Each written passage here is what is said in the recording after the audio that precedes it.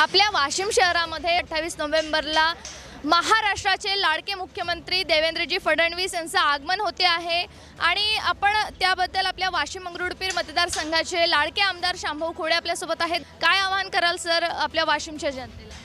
वाशिमच्या जनतेला हे आवाहन करणार आहे की जे नगर परिषदची निवडणूक होणार आहे त्या निवडणुकीचं भवितव्य या वाशिम शहराचं या निवडणुकीच्या माध्यमातून ठरवल्या जाईल आणि या विदर्भाचे सुपुत्र आणि महाराष्ट्राचे मुख्यमंत्री देवेंद्रजी फडणवीस साहेब हे 12 वाजता या भव्य दिव्य सभेचं आयोजन करण्यात आलं आहे।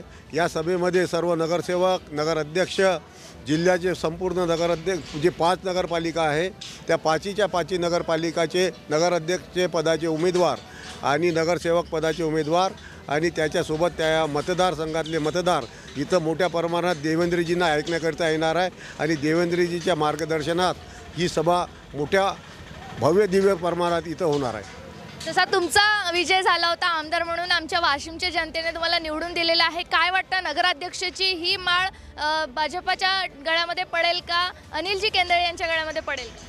निश्चितच आमचे जे उमेदवार आहे नगराध्यक्ष पदाचे अनिलजी केंद्रे साहेब यांच्या गळ्यामध्ये हा विजयाची माळ पडणारच आहे। त्याच्या मागं हा विजन आहे की जे महाराष्ट्रामध्ये देवेंद्रजीच्या माध्यमातून संपूर्ण महाराष्ट्रामध्ये जो विकास होत आहे आणि माझ्या माध्यमातून या एका वर्षामध्ये मी पण बराच काही विकास करण्याचा प्रयत्न केला आहे।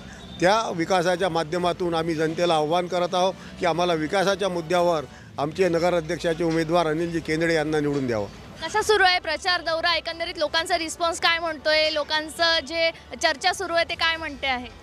लोक आमचे उमेदवार अनिल भाऊ केंद्रे यांची वाट बघत आहेत, त्यांच्या आरत्या होत आहेत, त्यांच्या ऐकण्याकरिता त्यांना पाहण्याकरिता मोठा उत्साह आहे आणि मतदारामध्ये इतका उत्साह आहे की अनिल भाऊ केंद्रे बहुमतानं निवडून येणार आहेत।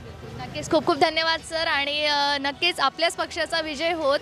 तर आपण ऐकलेलं आहे की उद्याला ठीक 12 वाजता महाराष्ट्राचे लाडके मुख्यमंत्री देवेंद्रजी फडणवीस यांचं आगमन होते आहे आणि वाशिमच्या जनतेला यावेळेस मी सुद्धा आवाहन करते आहे की बहुसंख्येने देवेंद्रजी फडणवीस यांना ऐकण्यासाठी आपण नक्की यावं।